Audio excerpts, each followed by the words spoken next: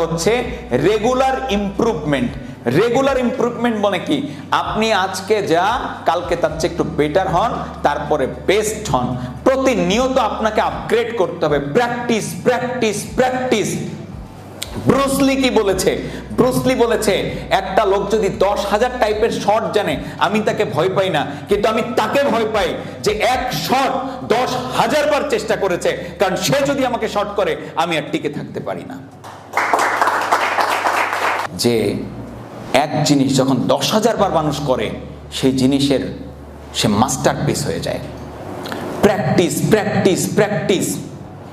যে কাজটা আপনি করছেন সেই কাজটাতে আপনাকে মাস্টারপিস হতে হবে। সারা বিশ্বে দেখবেন মাস্টারপিসরাই রোজগার করে। যে জায়গায় যান সেরা কারা? অভিনয়ে কারা বেশি রোজগার করে? যারা মাস্টারপিস। গানের জগতে কারা সেরা? যারা মাস্টারপিস।